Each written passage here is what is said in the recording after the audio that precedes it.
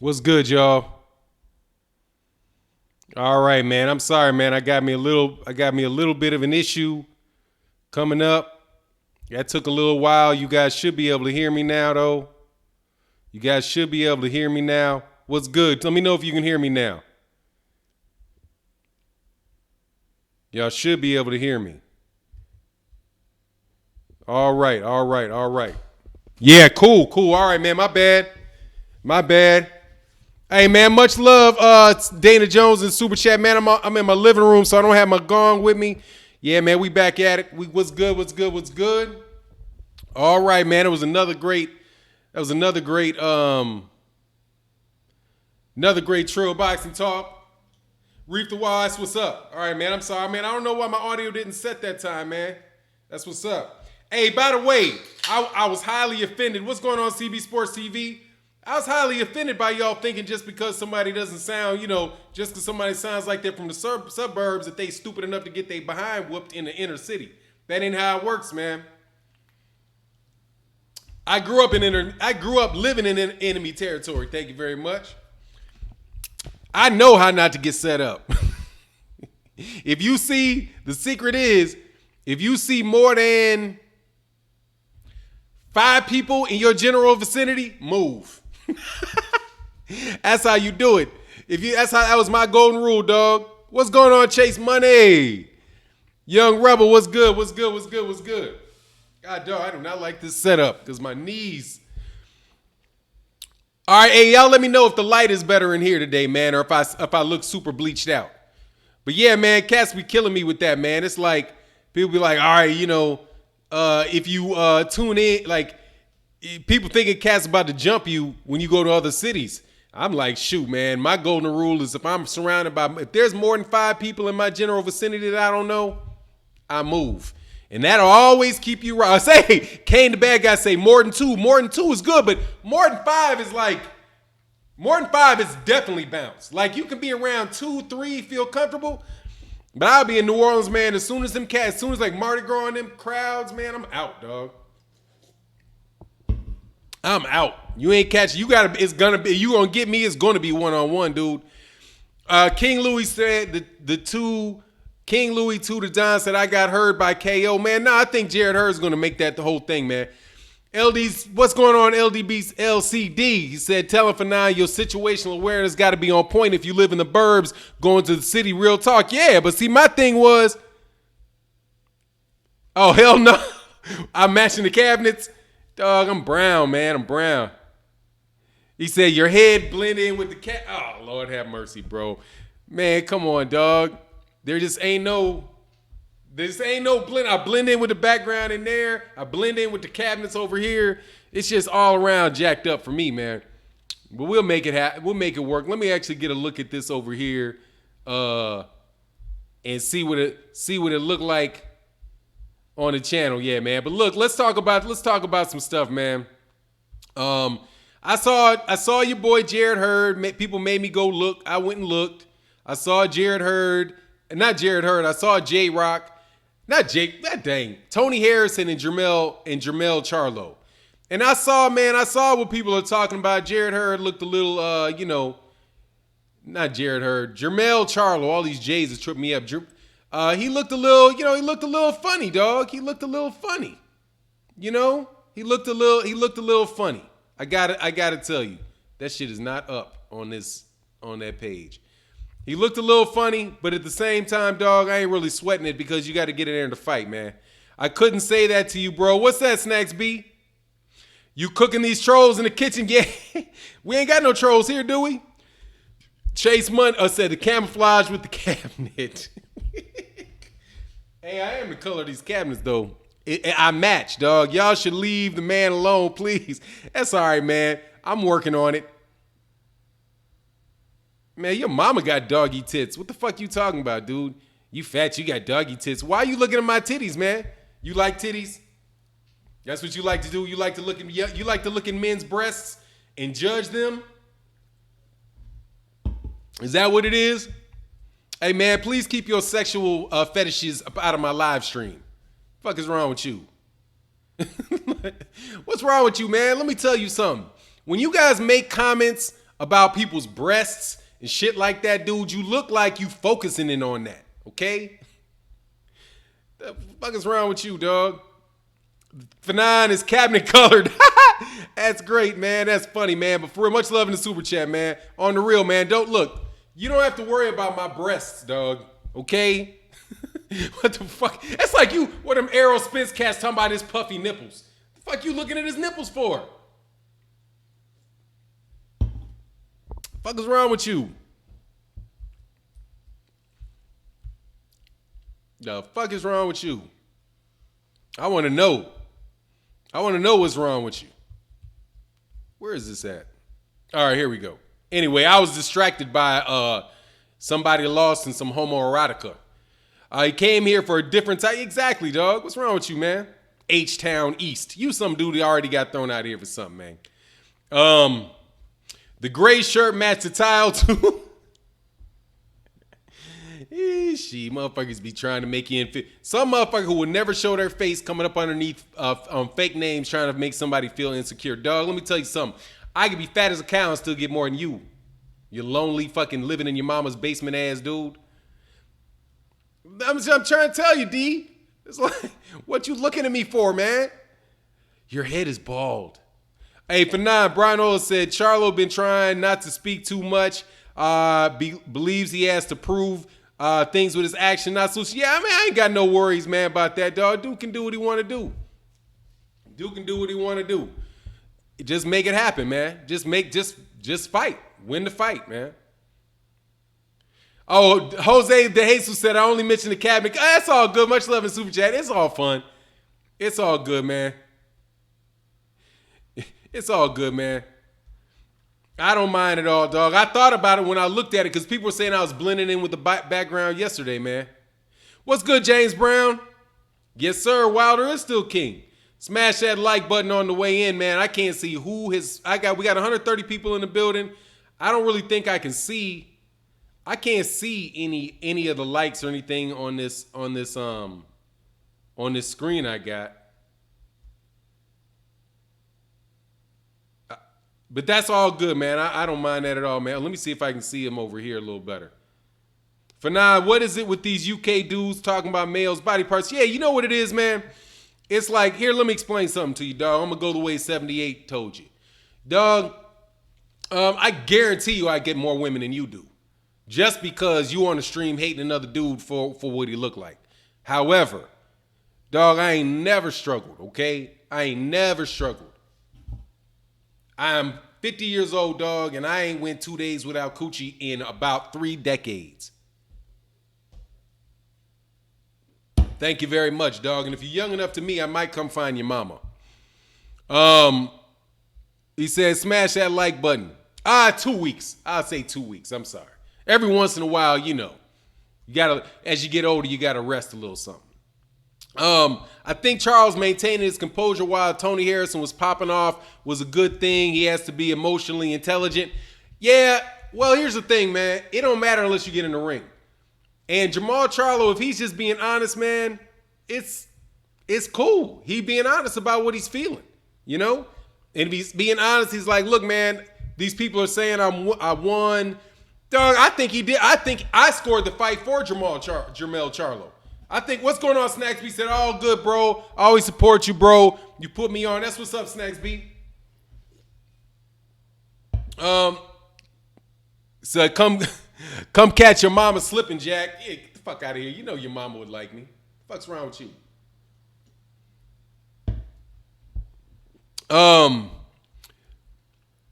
Salute to hey. Is that another H-Town? Dog, don't be coming talking about salute after you talk about my breast, dog. I ain't saluting a nigga looking at men. I ain't doing that shit. No. Fuck up out of here, dog. We always got to have some weirdos in the chat. Pretty much. For now, right, idiots wish they had it like, man, dog, I can lose my weight. Can you lose stupid? How about that? How about I just don't eat bread for a month and I'll be slim? What the fuck you going to do about being stupid? That takes a lot of work, dog. That's going to take a couple decades. I'm from Michigan, but I also thought Charlo won at least by 1 or 2 rounds. Oh, that ain't the same H-Town. Thank you. Sorry, H-Town. I didn't know. KQKC, man, much love, KQ. He said, do your thing, much respect, my mentor. I appreciate you, man. Lauren Bivell, I thought he won as well. Yeah, man, there's a lot of people that thought he won. I just think he needs to win rounds instead of trying to go for the knockout. If he keeps trying to go for the knockout, he's gonna have a problem. I just think that I think the whole time in that fight, this is my coffee. The whole time in that fight, he was just going for the knockout. And if you just constantly going for the knockout, man, that's gonna cause you some problems. Because that allows Tony Harrison to coast out, and just counterpunch you and do what he wants to do. I think what Jermell did in that first fight, he might have been trying to duplicate what Jarret Hurd did. And by Jarret Hurd, putting it on him like that, Tony Harrison must have learned from that fight. And he didn't allow himself to get in that situation. Fannon, since when do we count world viewership for fights? Oh man, I got a live coming up for that. I got a video coming up for that. That's marketing ploy, man. That shit wouldn't. All right, here's my thing. But I got a video coming up about it. Excuse me, I'm drinking this sparkling water, so it makes me burp on occasion. And missing the mouthpiece on it. Nah, Jose, you can't. No, you can fix stupid. You can't. It's hard to fix being mentally impaired, but it's not hard to fix stupid. First step to fixing stupid, recognize that you're stupid, okay? And usually that's based on results, okay? If you get into a boxing match and somebody keeps whooping you, then you realize, dang, I'm not quite as smart as I think that I am, because the goal is to win the fight. If you keep losing, and the first thing to overcoming that is to recognize that that's the case. But a lot of people just want to blame the other person, man. That's a side effect of blaming other people. That's a downside of blaming people for your stuff. But as far as these views and all that stuff go, here you go. World viewership is a way to make that number bigger. They're trying to make the number bigger. And say, okay, there's 1.2 million people that watch this fight. If you compare that to that, okay, that means, 1.2 million people watch the fight all over the world. 2 million people watch Jermell Charlo fight on Fox. 2 million people watch Jermell Charlo and Jermell Charlo in that Fox fight where Jermell fought Tony Harrison and Jermell fought Korobov. Okay, so that's just in the United States. That's not worldwide. So if you look at that number and you say, okay, well, what worldwide views? That's not particularly impressive. But they said 600,000 concurrent views. Concurrent views, a synonym for concurrent is simultaneous. So when they said 6,000, I was like, well, what does that mean for subscribers? Because these guys are trying to get people to subscribe to the DAZN. But I know because I've got the app and I gave my father my password because they allow you to watch just like Netflix. I have a Netflix account, and they allow me to watch something in my office. My son will be watching something in his room, and my wife will be watching something different in our room. So that's 3 concurrent streams for 1 subscription. I think DAZN allows you 2. At least that's what I saw. I'll say 2. I think you can get 3. But if DAZN allows 2, right? That means you could have, it's not 600,000 subscriptions. It could be as little as 300,000 subscriptions that got you 600,000 concurrent views. You know what I mean? So I was trying to make sense of what those numbers are, and I'm like, that sounds like they took a bath to me. Because even if all 600,000 signed up that day to fight for the Canelo Alvarez fight, and they all signed up that day, all 600,000, and it's $20 a piece, that's $12 million, and they paid $43 million just in purses. So you're looking at a $31 million, either you can think of it as a loss or you can think of it as $31 million investment, depending on how they want to look at it. You know what I mean? So Not, I wouldn't go screaming, but that does recognize you stupid. Yeah, you got to recognize you stupid, man. That's the first thing. What's going on, Trent Nolte? Yeah, Rob Barnes said, yeah, I had it on my living room TV and my iPad. I wonder if that counts. Yeah, that's concurrent. Those are you had 2 concurrent streams in your house. That's what I'm saying. They're playing with it because they're not telling you how many new subscribers they got. Because they want to get their goal, from what I understand, was that they wanted to get to 150. They wanted to get to 1.5 million subscribers by the end of 2019. This is it's the 5th, it's going on the 6th month, right? It's the 5th month. So you got 7 months left and you're less than 600,000. And you just had probably your biggest fight of the year with Canelo in May. Say he fights again in, what is that, October? How many new people are going to sign up for the second one that aren't already signed up now? You know what I mean? For a Gennady Golovkin one. It seems like they're off pace for what they're trying to do. Oh, Fannon, I also think they're counting the sports bar. What's going on, Narco Champion TV, El Bruto? Yeah, they could be. I mean, it really doesn't matter. It's just, because like I'll say, man, failed in views. Yeah, I don't know, man. Here's the thing about the failing. It depends on what their goal was. It depends on what their goal is. Is their goal to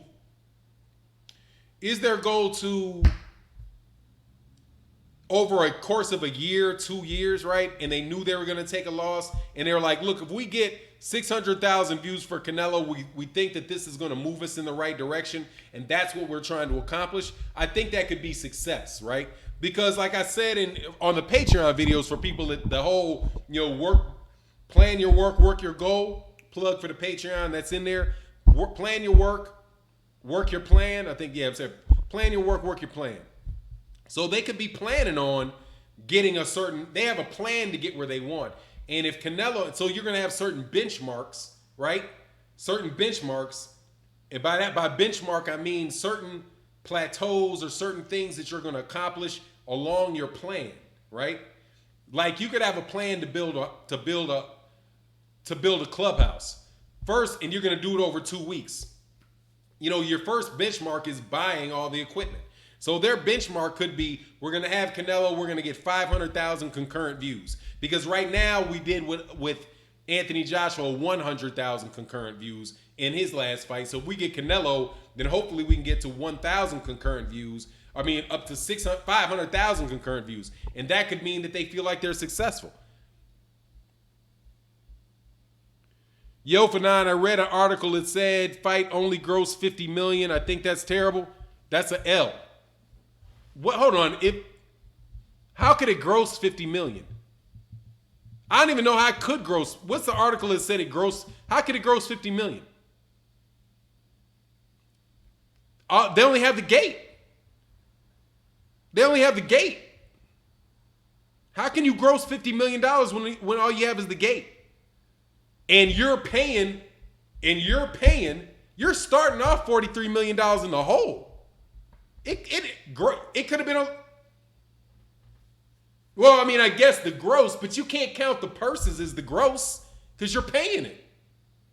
Where are they gonna? Do you think they didn't get $50 million out of fucking Vegas? Their gate couldn't have been sponsors, maybe. Sponsors, maybe.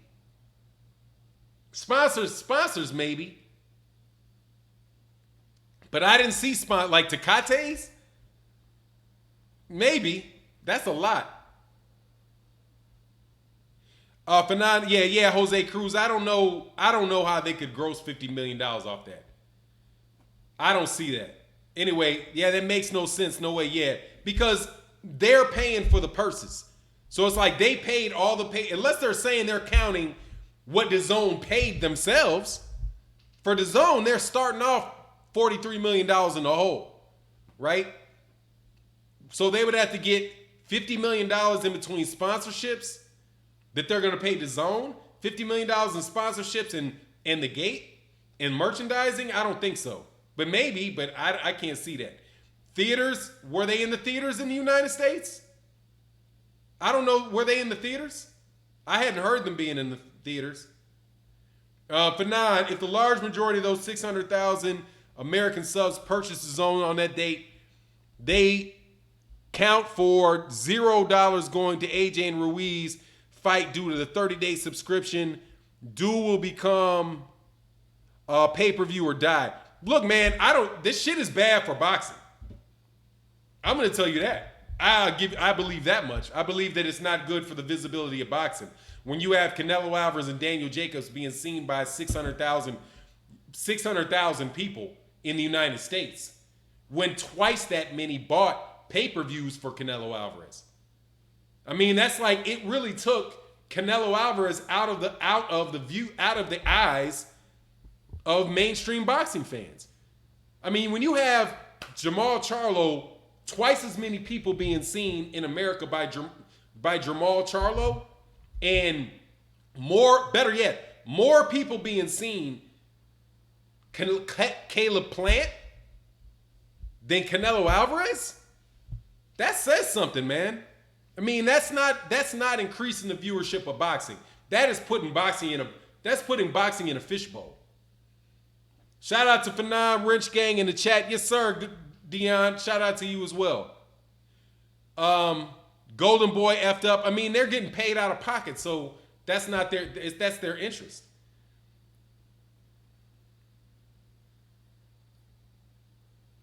Okay, Kerry Williams, Hurd in. Oh, no, it's back. J. Cruz, Fannon article is in Los Angeles Times. I just looked it up again. Yeah, they're going to go off reports, man. And what is gross? But here, I'll go to it real quick if you don't mind. Okay, Canelo.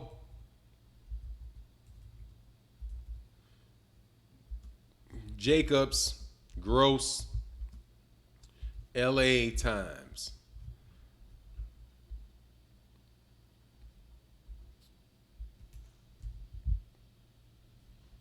Hold on. Okay, the LA Times. Okay, I see the article.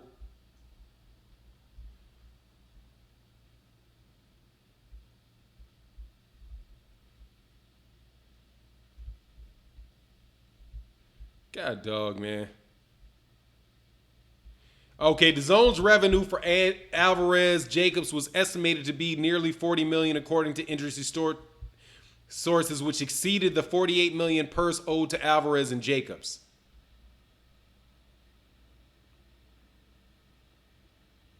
Yeah, that sounds. Who's the industry source that's going to be able to tell you their gross revenue? Maybe. Oh, Vegas bought into the fight. Okay, maybe the casinos bought into the fight so they can break even. That could be the case. Probably MGM Grand. What was it? It was in Vegas, right? So the casinos probably bought into that fight. If that happens, that would probably be that. The casinos probably paid for the fight. Probably paid in to the fight so that they could have it in Vegas, and then they could have a lot of gambling there. So I wouldn't doubt that Vegas bought into that fight. If that's what they're referring to, probably Vegas buying into the fight. Fannon, the only way I see DAZN surviving is being bought out by a partner with Netflix or Amazon. Yeah, I mean, we'll see, man. I don't see it going. I don't see it. Jermell Charlo is too competitive, too complete a fighter for Canelo Alvarez. I mean, it'll be a good fight. I hope the fight happens, man. I really hope the fight happens. It could be. I think that's a fight that I want to. I mean, as far as it's a good fight in boxing, that's a fight that I want to see. I want to see Jermell Charlo and Canelo Alvarez. But I don't think these guys are really going to be trying to make. But here's the thing too. Now watch this. Zeus, come here. Zeus. My dog, man. Stop trying to kill things. Yeah, I got this Anatolian Shepherd, and this dog is like Super guard dog, man. Super guard dog.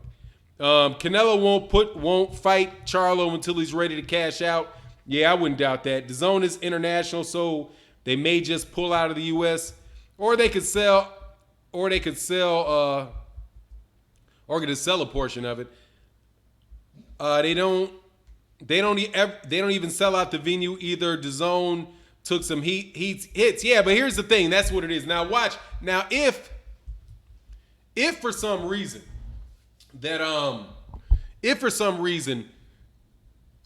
Vegas put in on the fight, right? And that they were like, okay, we want the fight to be here, so we'll pay a fee to be able to televise it from Las Vegas because they wanted to have gamblers come in and spend a lot of money. One of the things that I heard from Derek James, who's the trainer of Errol Spence Jr., who was on The Boxing Voice, said that he was in Vegas and there was a lot of empty seats. There was a lot, they had to give tickets away, and the casino wasn't really packed. So Vegas, who was anticipating making a lot of money on gambling, like they do from the Floyd Mayweather Jr. fight, the Floyd Mayweather Jr. fights, man, they may not put that money up next time because there just wasn't a lot of interest from there. Because the casinos, if the casino didn't get what they wanted to get out of them bankrolling the fight, then that could be an issue as well, man. That could really be an issue. I do want to talk about something else though, man. We got 240 people in the building. Man, let's hit the like button. I don't see where I can see likes and all that stuff on my. Let me see something. Can't see it. Can't see it there. Can't see it. I can't tell you how many likes are on the video or whatever.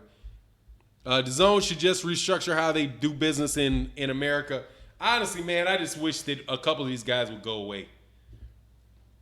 I mean, if it's going to be DAZN, let it be DAZN. If it's not going to be DAZN, if they ain't gonna, they're not going to make the big fights and all that stuff. Let it be let it be Fox, let it be somebody, man. But I would really like for everything to be on one channel. All the fighters, if it's going to be on one, if you're going to have fights, let those fights be on one card. On one channel, and let there be pay-per-views for the big fights, man. What's going on? 78 Sports TV in the building. What's good, man? He said, Fannon, do you think Netflix or Amazon can save DAZN? I mean, if they want to.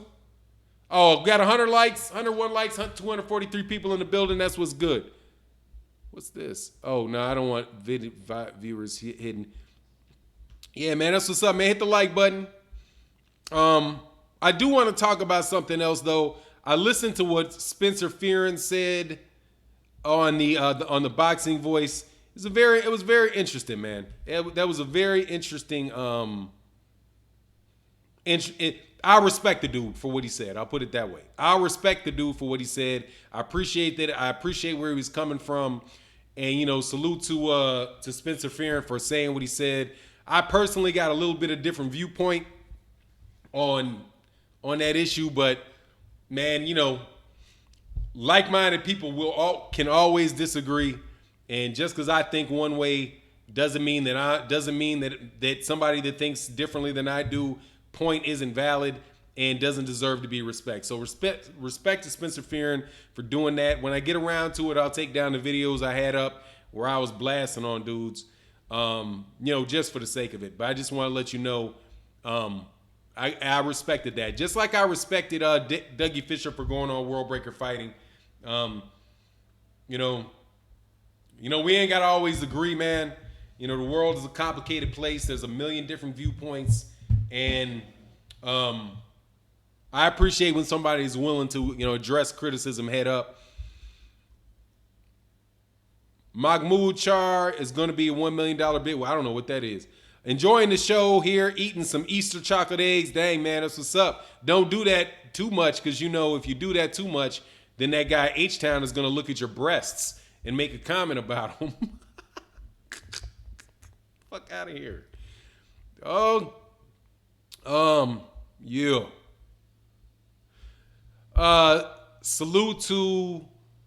Oh, did he apologize? I didn't get all the way through it. I didn't get all the way through it, but I saw some acknowledgments that, the guy, what he said was foul, but he knew Barry Hearn for a long time, so he didn't believe that Barry Hearn was racist. And should he apologize? Yeah, he should apologize, but Barry Hearn's not going to apologize because he's got a lot of people that are saying he didn't do anything wrong. And then there is a difference between the way that things are taken in the UK and things that are taken in the United States. All that good old stuff, right? All that good old stuff. My take on it is this, though, that I heard that shit in the United States. So I wasn't in the UK when I heard that. And we have the internet now. So what you say, you're saying all over the world. There is somebody from the UK that's listening to me. And what I'm saying is being heard in the UK. So here's the principle. Where I experience it is where I am. And now you're talking about something international. Barry Hearn knew damn well he was talking to people in the United States. He knows that people are going to watch the people in the United States are going to watch the Dillian White fight and talk about the Dillian White. So he said it knowing full well people in the United States were going to hear that shit. So that's on him. Sam, nah. I drink more water. Nah, I don't think so. I wouldn't say that. I don't think so. I think it's just an example of somebody who has a different perspective, sharing their opinion, and I can respect that. Like, I have a brother that thinks completely differently than I do about a lot of things, and I don't think he's a Sambo. I just think he's wrong, I just think he's wrong. And there's a difference between being wrong and being what you call a sellout and all that. You know what I mean?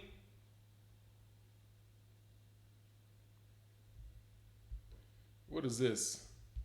Oh, practice tonight. Yeah, I got to take my son to practice. Yeah. So, that's my take on it, man. Dame Watson. People from... Let me check the super chats. Nope, no super chats. Cool. Okay, Damon Watson said, people from the UK get offended every day by things we say about Joshua, and they have no problem expressing that. Yeah, man, I mean, I'm not buying it. I don't agree with that because they know what they were saying. Fuck out of here. I speak English. That's the thing it's hard for me to buy that English people think differently because I speak English. There's the original people to enslave people in the United States, in what is now the United States, when it was the colonies, were the British. So you're talking about a British dude talking about slavery and a British dude talking about transatlantic slave trade. We speak English. We don't speak, I'm not speaking French. I'm speaking English. Okay? There was this, George Washington was British. It's just people don't get that, don't think about it like that way. George Washington was British. He was British. He was a citizen of a British colony. He was British. Okay? The people, George Washington's father was British. Okay? After the Bacon's Rebellion, which was the 1600s, people were given the right of an Englishman. They were British. Okay? We were part of the United Kingdom. So before it was the British. So people that tell me that that's just you Americans that are like that. I'm like, dude, what are you talking about? We're a British colony. We're a British colony. It all started because Britain decided to bring people here. It didn't happen because somebody just was like, hey, let's found America, and now we'll bring all these people over here. No. Majority, when did they stop? From 1776, right, was the independence, a Declaration of Independence. I can't remember when it actually, the year 1785, whenever it was that it actually ended, right? Through 1865. So that's 65, 75 years. 75 years of it was the United States. They stopped importing slaves well before 1860. Okay? And I think slavery in the UK was banished in 1806. So the entire time between the founding of the colonies, which was in, 16, late 1600s, it was like 100 years of formal British slavery in the United States. I mean, and I don't check the specific dates, but those were the British. I don't want to get at. Don't give me that. Oh, it's just No, man, it's the British. Anyway, he's gonna bitch and complain instead of the fight. John Wilson was said, "Blessings, I'm out." Oh, what's going on, Chris Wade? Blessings to you as well. I'm just like, that's where I'm saying, man. Like, I don't really too much want to hear about it. About we're different in Britain than we are in the United States. When it really was the British. It was the British in the continent that reduced free blacks to servitude. The ones that were here to servitude, and imported many, many more under chattel slavery. Chattel slavery was established in the British common law. So I'm not going to take your word at it, okay? I'm not going to take your word, but I appreciate what you guys are saying. I mean, I appreciate the fact that we can see things differently, No reason there shouldn't be 200 likes. Yeah, man, get the likes up. That would be all good. That would be great. Let me see. I wonder if Dillian White going to duck Tyson Fury. All the crying he doing about the fight with Wilder. Fight the Eliminator. Oh, yeah, that Eliminator was ordered. Yeah, of course he's not going to take that fight. Dillian White's the biggest prima donna in boxing, dude. I used to think that it was Anthony Joshua was the biggest prima donna. Dog, Dillian White is numero uno prima donna.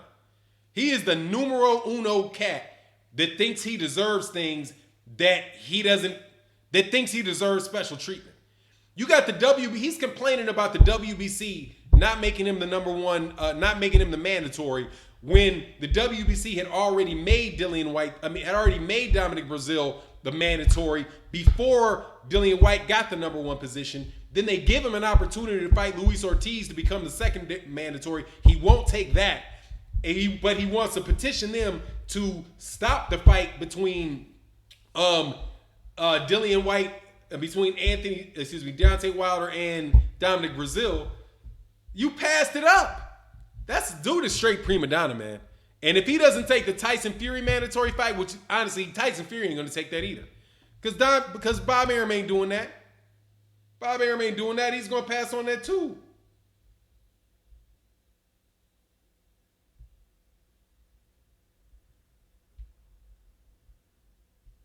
What is this?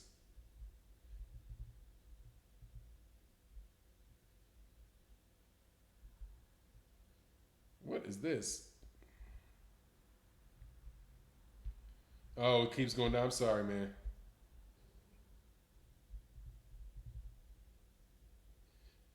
Oh, yeah, he signed it. Cool. All right. Sorry, man. That was a deal for work, man. Yeah, so, he's got to be one of the bigger prima donnas. Hey, man, Outlaw Jr. said, man, much love, Outlaw Jr. Appreciate that, man. Appreciate that. Hearn has White under his thumb. No, he's a free slave. Dillian White is a freeman. He's a free man. He's a freedman, according to Barry Hearn. Honestly, Dillian White never beat anyone. Joseph Parker fight was trash, and Lucas Brown was slow as molasses. I mean, he did what he's got to do to get the fight mandated. So, it is what it is, man. I'm just thinking that you could have fought Luis Ortiz. Fight Luis Ortiz, you be a second mandatory, which means after you get a shot at the title. Either way, if Deontay Wilder wins, you're gonna be the mandatory. If Breazeale wins, you'll be Breazeale's mandatory, because the way that the WBC rules are written, that if somebody becomes the new champion, then they inherit the mandatory responsibilities of the person that they won the belt from. So it would have put him in a situation to be the next mandatory for Deontay Wilder or for Dominic Breazeale.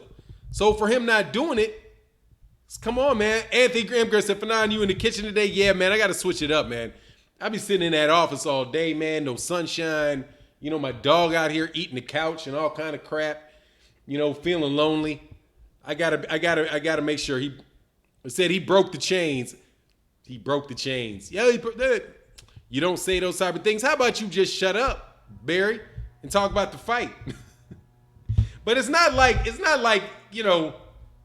people wouldn't have guessed. Now that's the thing that Oh, Pepito said 8 for 9. Changing up the locations to do these live streams makes it fun. Where will the next one be? I don't know, man. I might do it outside. I did a video yesterday outside. I might do it outside. I don't know. We'll get it right though. I just didn't want to sit in that office. I get so tired of sitting in there working all day. I'll go in there and actually do my job, in there a little later. Barry Hearn is entitled Big Mouth Poop Stain. Barry the Poop Stain. Barry the Poop Stain. Nobody made White take fights. They didn't put him in line for the championship bout. Yeah, I mean, he could have done it. He said in the kitchen roasting fools. Yes, sir. Yes, sir. Drinking coffee, roasting people.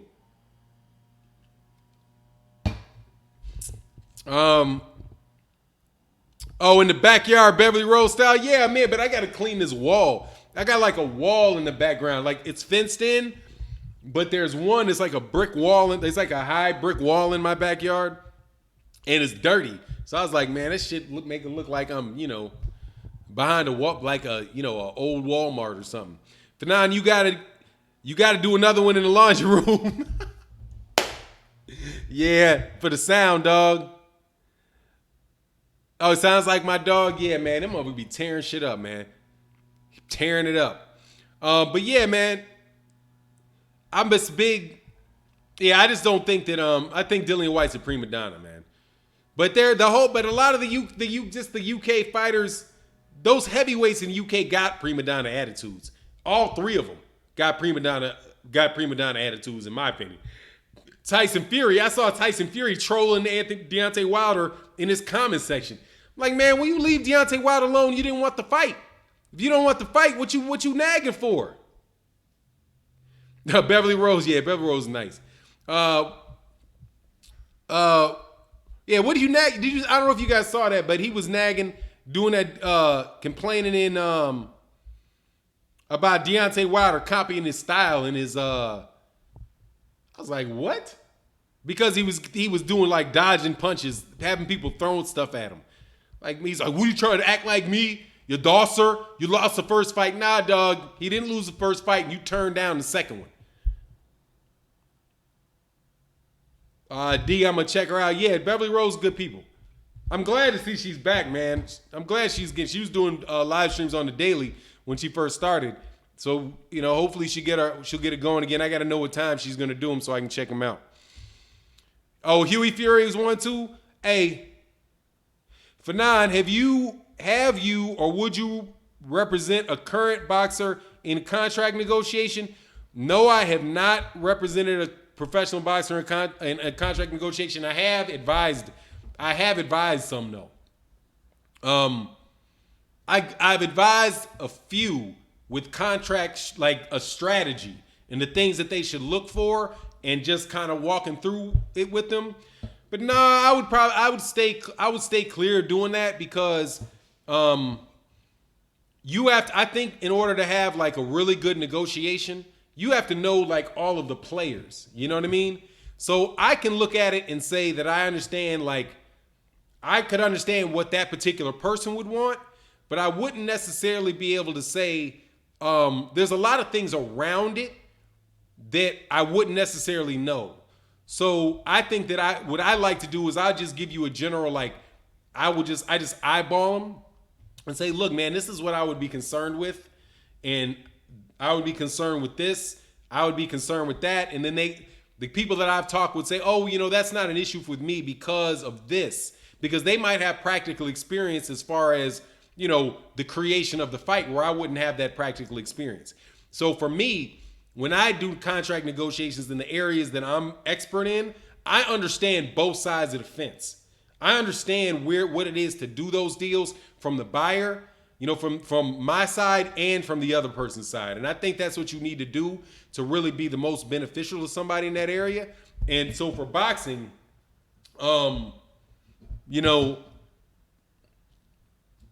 I would have to have done it on both sides. Like, I would think that before I would really be comfortable doing that with somebody, I would have to represent a promoter first, right? So say if I worked with a promoter and I was doing like contract management or contract negotiation for a promoter, that would allow me to say, okay, these are our interests. This is what we're willing to give up. This is what we're not be able to give up. This is what our back office looks like. This is what our money looks like on the backside. This is how we earn our money. This is where we have some room to give and where we have no room to give, right?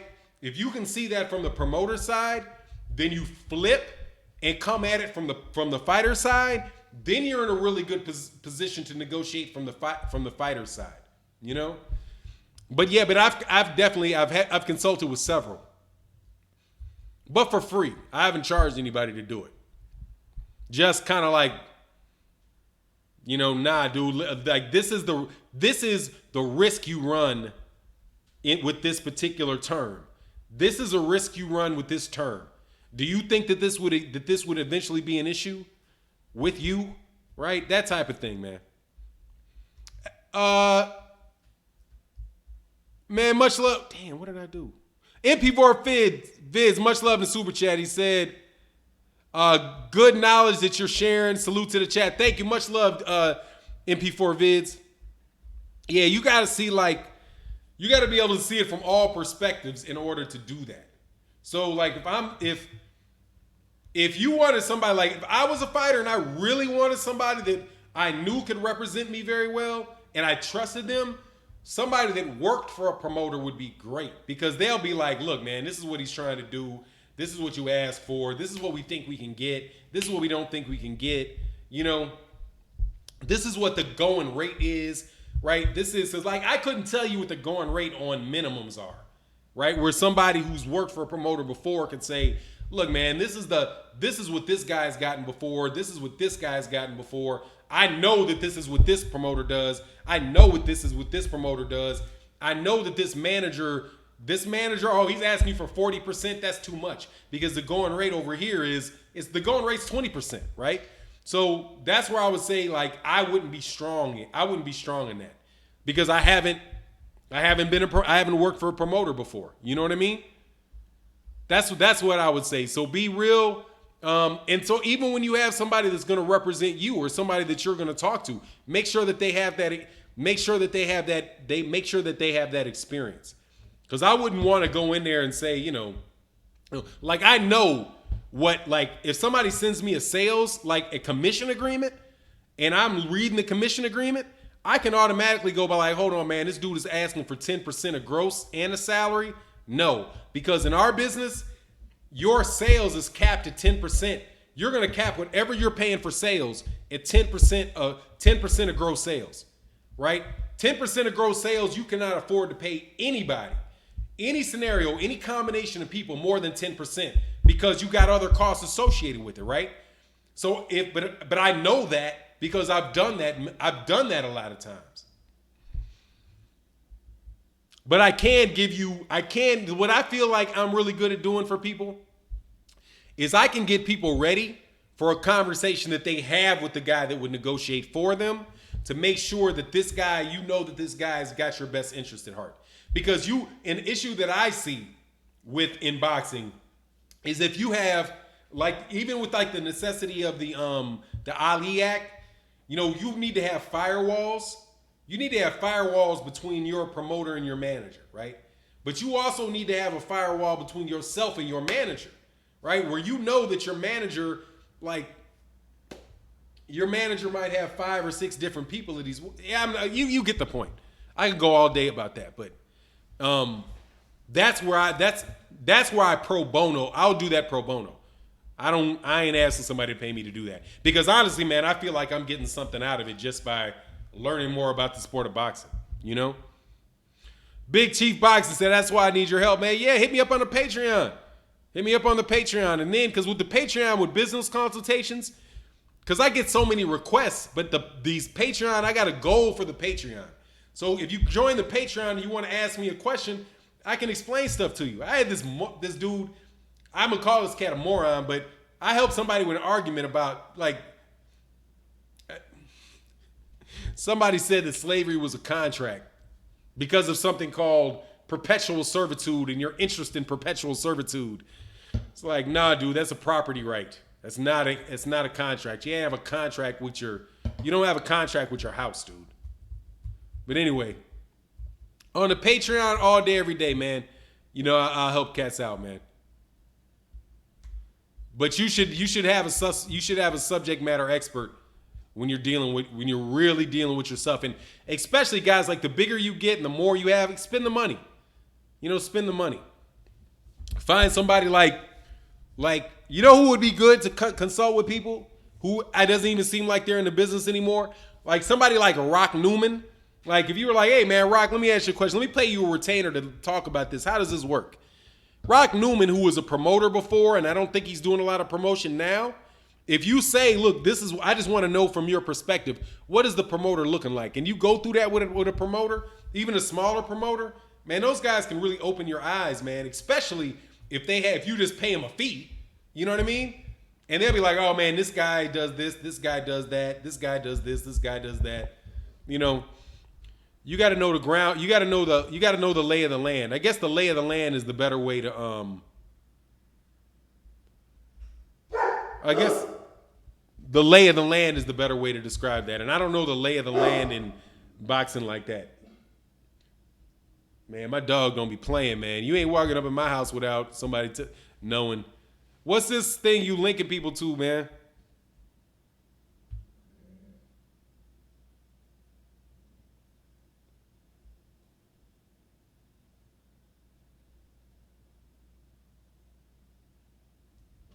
Oh, that's that old school shit. Oh, that's a while ago. Okay, I looked at what you did on that.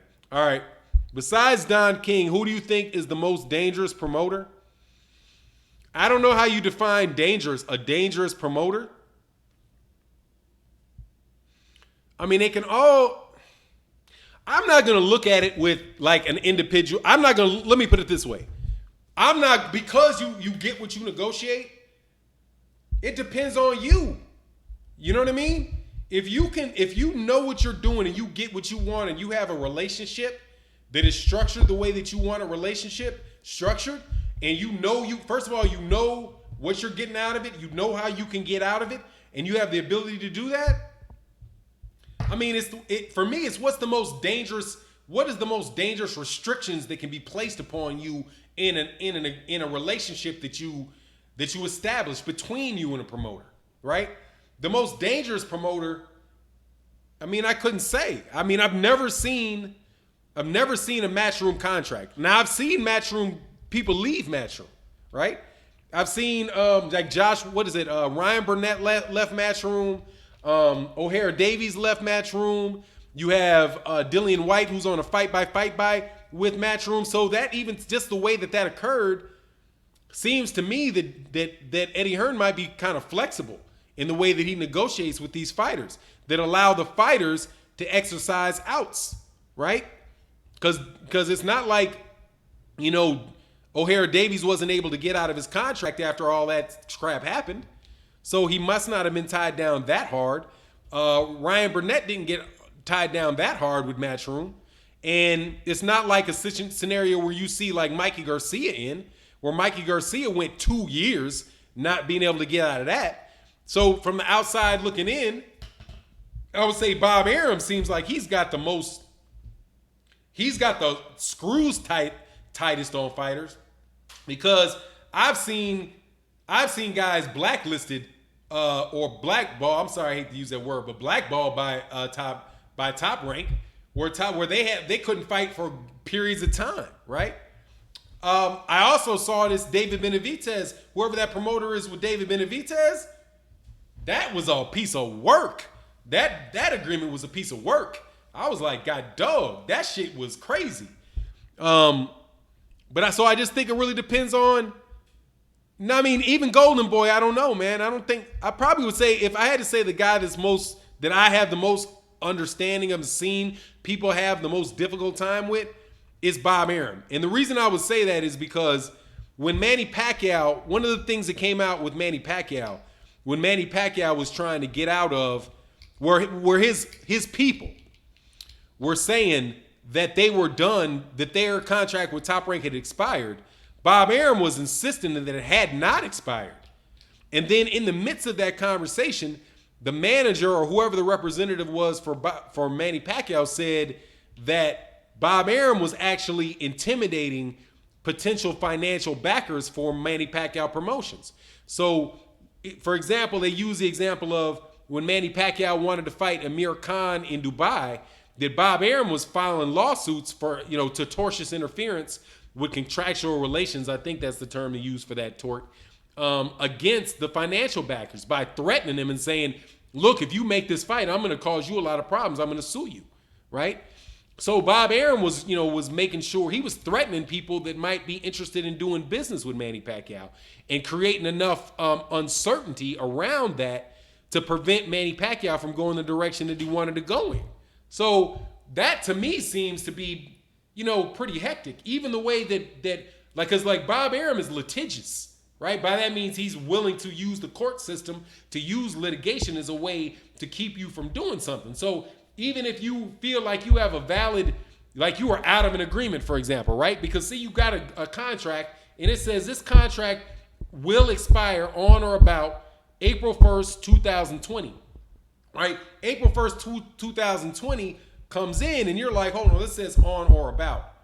It doesn't mean that it drops. And even if it does, it's like, oh no, but you agreed with me in a phone conversation we had that this was going to go to 2023, right? You're like, hold on, no, I never said that. Well, we're going to court, right? So now he takes you to court and he's got deep pockets and you don't have deep pockets, right? You're going to have, and so not only are you can't fight because you're tied up in court, and he files an injunction to keep somebody else from promoting you, right? So that's kind of, when you got a guy like that that's got deep pockets and he's willing to use the court system in order to cause you problems,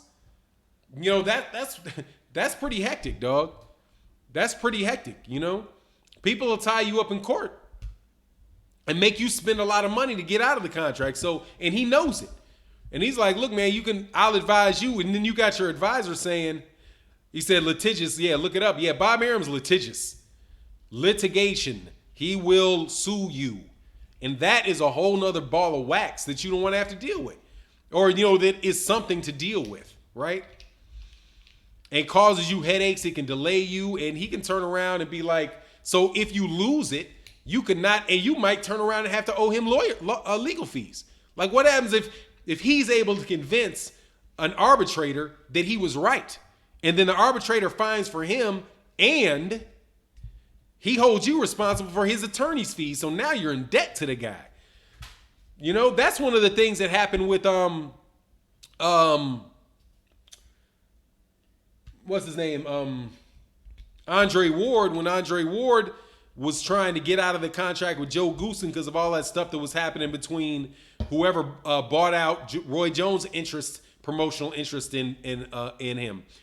It wound up being where the arbitrator, right, or the mediator, I always twist up, the mediator, right, that the mediation was going to be done by the California State Athletic Commission, which is like, damn, this California State Athletic Commission?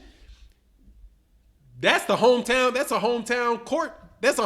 You might as well ask Joe Goosen to be the judge. But when they moved that shit to Houston, they dropped it, right? So there's a lot of stuff that goes with that, man. So I couldn't tell you who the most is. I would just say, the fighter that got the most money is in the best situation. Because you can't do that to Floyd, right? Floyd will be like, all right, you're going to hold me up in court? Shit, I ain't got no problem. I'll be in court all year. And I'm going to counter sue you, and it'll be a big battle. And he'll leave. That's why Bob Arum left Al Heyman alone. Bob Arum knew. Bob Arum was like, first of all, that Sherman Act crap was garbage, right? Because he was doing business with him. The violation of the Ali Act was crap because he didn't have sham promoters. And Bob Arum jumped out of that real quick, but he originally threatened him with the lawsuit. But you can't do that to the PBC because they'll just lawyer up. Oh, shit, we got money, we'll lawyer up. No problem. And at the end of it, we're going to wind up suing you for wasting our fucking time and money when you knew that this wasn't, that you didn't have any valid, they'll file a counterclaim. right? For whatever it might be. And I don't do torts, so if somebody like, name the tort, I can't name the tort, okay? It's been years since I took torts. Bob Arum is probably worse than Don King. I mean, I don't know. I can't speak on it. You have to ask people that are, you'd have to ask people that are used to dealing with them. I'll tell you who's better for fight fans, Bob Arum, because Bob Arum will make a fight, man. What's going on, William Old School? Aren't Kerry Williams? I don't know what made Crawford sign him with another contract. It'd be interesting to act. He probably took the advice of his. I suspect that he took the advice of his managers. You know, he doesn't seem. People are when you're a boxer, you're at a disadvantage when it comes to negotiations with a promoter, because for a boxer to have a negotiation with a promoter is akin to a promoter having a boxing match with a boxer, right? If Bob Arum was to have a boxing match with Terrence Crawford, Terrence Crawford is just going to be at a massive, massive advantage, right? So if Terrence Crawford himself is trying to have a negotiation with Bob Arum, he's at a massive, massive, massive disadvantage. He's from a number one, he's from a leverage disadvantage. He's information disadvantage. He's from a just a skill disadvantage. All the disadvantages in the world when a boxer is negotiating with a promoter, because that's what the promoter does for a living. He negotiates deals, right? Buying and selling, negotiating deals with venues, negotiating deals with sponsors, negotiating deals with multiple fighters, negotiating fight-by-fight deals. That's what this guy's doing all the time. So you're going to be in a disadvantage when a boxer is negotiating with a promoter, right? So that's why you need a manager, because the manager should be able to equalize that. But even so, like for me, if I wanted to negotiate with Bob Arum, I have the skill. I don't have the information. I can't tell. Bob Arum can tell me, what's the going rate? Well, man, look, this is the going rate for this guy. He could be lying out his ass. I don't know, right? Because I've never dealt with those guys. But he's going to have a harder time negotiating with Shelly Finkel, because Shelly Finkel, who knows what the going rate for fighters are, right? You get me? So Cameron Duncan is manager? So the question is, how many fighters does Cameron Duncan have with Bob Arum, right? So, and what side of the bread is what side of the bread is Cameron Duncan's butter? And I don't know, because I don't know the dude, right? Or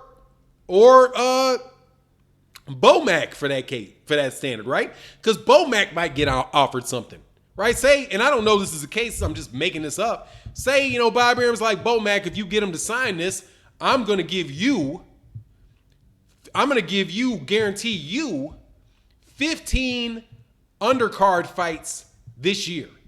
I'm going to give you an undercard fighter on every fight that ESPN gets, right? That we get, which means you're going to get 10% on every fighter you bring, right? So I'm going to give you an extra $200,000, $300,000 in revenue just for Bomac on the undercards that the promoter gives.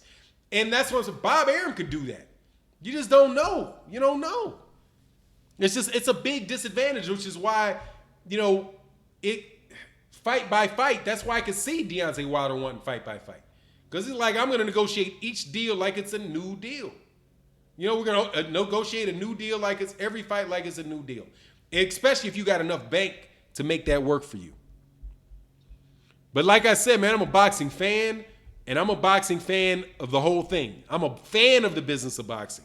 I don't hold myself out to be, an expert on the intricate details of boxing negotiations. I don't. I'm a fan of it. Just like I'm a fan of the actual fisticuffs that take place. Brian O said, Fannon and I have been saying it for over a year. Bomac is getting paid on the side. He is getting paid on the side. I mean, unless Terrence Crawford is a co-owner and is getting a cut of his managerial fees, but he is getting paid because Isn't he training? If it's not Maurice Hooker was training with him, you know, it's somebody. He's got other fighters that fight on those cards, and he's getting paid as a trainer for that. So he is getting paid. He does have additional sources of income. I just don't know whether it's a side or not because I don't know how much the relationship between Terrence Crawford and Bud. It might be all in the up and up, you know. And I would give the benefit of the doubt to Bomac. I mean, because I just want to.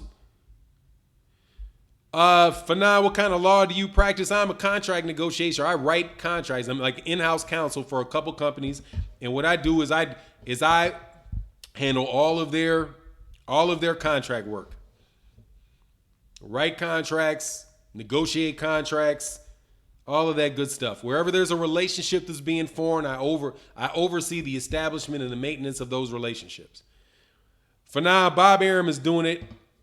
He knew Const. Michael Constance, I don't know who the guys are involved. For now, I wouldn't trust Bomac. He's a trainer and a manager. I mean, well, you know, look, man, if you agree to what's going on and you're fine with it, there's no issue with that. You know? If somebody knows what's going on and they agree to it, there's no issue to it. The only time there's an issue is if somebody doesn't know, they don't approve of it, right? I mean, why should Bomac not be able to earn a living? Why should Bomac be tied down exclusively to doing business for Terrence Crawford, right? If Terrence Crawford doesn't want to hire him, wants to fire him as a trainer, he's got the right to do it, I would suppose. You know, but if Terrence Crawford and Bomac have that relationship and they're okay with it, I don't see any problem with that. It's just, you know, that's what they're. You can't look from the outside in and know for sure what's going on. That's what I would say on that matter. I got no issue with anything I've seen Bomac do. It's like you can always be suspicious, but I don't even find any reason to be suspicious because, hey man, that's his guy. That's his guy. You know? Errol Spence got guys. If that's his guy, that's his manager, that's his guy. You know? He trusts him. You gotta believe that adults know what they're doing. But you do, as a fighter, need somebody. And that's what that advisory thing with Al Heyman is so powerful. Because that's what he does. Al Heyman as an advisor, that's significant. Because he has the ability to tell you what a good deal is. And he doesn't have, unless he double deals you, but you always run a risk of somebody being able to double deal you, you know? Somebody can always double deal you. Oh, thanks for the explanation. What's the name? It's MF Doom Book of War. MF Doom Book of War. But look, man, I got to get out of here. My battery signal's going off on this. I've been on an hour and a half. That's the one issue I got with doing it on this camera. I got to stop when the thing. Much love to the super chat, everybody in the super chat. I think I got everybody today.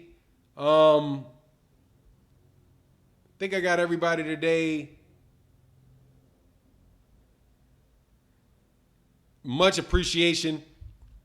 But look, man, I got to get out of here. And with that, I'm out. Peace. Check out KQKC next. Check out the other lives, other streams in the LDBC. And with that, I'm out. Peace.